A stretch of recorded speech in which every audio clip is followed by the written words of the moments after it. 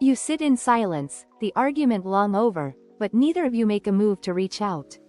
The air is thick with the question, who will speak first? If you felt this video is for you. Most explanations talk about stonewalling or no contact, but they rarely answer why both sides can go silent at the same time, or why that silence feels so loaded. By the end of this video, you'll have the language to name what happened inside that silence, and know exactly how to tell the difference when it happens again. Have you ever felt the tension when neither of you reached out? Drop your story below. You're not alone in this. That sense of emotional disconnection, like the room just emptied itself out, is more common than you think. Has this happened to you? Share in the comments. This pattern has a name: the mutual silence recalibration phase. In clinical language, it's a standoff, but internally, it feels like anticipation laced with anxiety. Narcissistic withdrawal isn't just absence, it's a strategic pause. The silence is used to decode your next move, not to respect your boundary. Avoidant withdrawal, by contrast, is a retreat for self-preservation. It's not about decoding you, it's about protecting themselves from emotional overwhelm. Most online advice lumps these together, but clinical data shows the internal logic is different. A 2024 network analysis found narcissistic withdrawal is driven by a need for admiration and control, not just discomfort. The recalibration phase is not passive.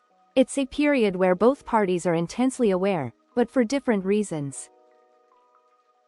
You might have heard this called silent treatment, but that's only part of the story. Here, both of you are measuring each other's silence as information. When you hear others talk about silence as just avoidance, remember, not all silence means the same thing. Naming the pattern is the first step to understanding it. Inside the recalibration phase, the narcissist's mind races. Your silence is a puzzle to solve or a threat to control, not a boundary to honor. For the avoidant, the silence is more like a shield, a way to not feel overwhelmed by the demand for emotional response. A peer-reviewed scoping review found that subtle withdrawal is often misidentified as apathy, when in reality, it's a covert dynamic shaping the relationship. At this stage, both sides are hyper-attuned. The narcissist monitors your social activity or digital presence for any clue. The avoidant watches for emotional demands. What feels like emptiness on the outside is actually a period of psychological recalibration on the inside. Each silence is a message. Remember the open loop? The term for this is mutual silence recalibration.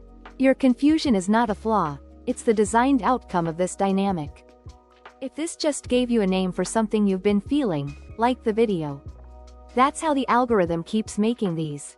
In this phase, the narcissist is not resting. Clinical research on NPD highlights high internal tension and a relentless need to monitor for loss of control. The avoidant, meanwhile, feels a rising sense of guilt or fear of being overwhelmed, but is equally paralyzed to act.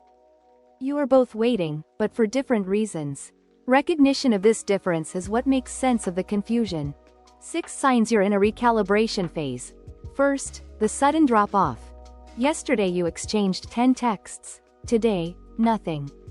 Second, their reply arrives hours later, and it's a single word, or just a reaction emoji. Third, you notice they've viewed your story or profile, but won't reply directly. Fourth, the room feels colder, objects left untouched, meals uneaten, as if everything is on pause. Fifth, you sense they're talking about you to mutual friends, but not speaking to you. Sixth, when contact resumes, it's as if nothing happened, or you're told you're too sensitive. Most videos miss this. Mutual silence isn't always mutual intent. It's two different inner worlds responding to the same event. The key insight: in narcissistic withdrawal, silence is a move. In avoidant withdrawal, it's a retreat. The function, not just the form, matters. A network analysis of NPD found that the need for admiration underlies these dynamics. Silence is a tool for regaining that position. A practical tool. Notice the urge to break the silence. Before you act, write down what you hope will change if you do. Naming the need clarifies your next step. Try this reframe. Is your silence protecting you, or is it trying to provoke the other? Your answer is the pattern. If you sense the silence is strategic, ask yourself, does reaching out resolve your anxiety, or does it reset the game? Each recalibration is a chance to recognize your own pattern. Clarity begins with naming what you're actually feeling. Someone shared that after a week of silence, the only message they got was, "K."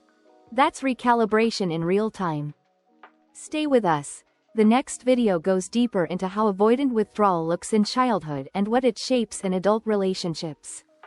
What was the moment you first noticed this pattern in your own story?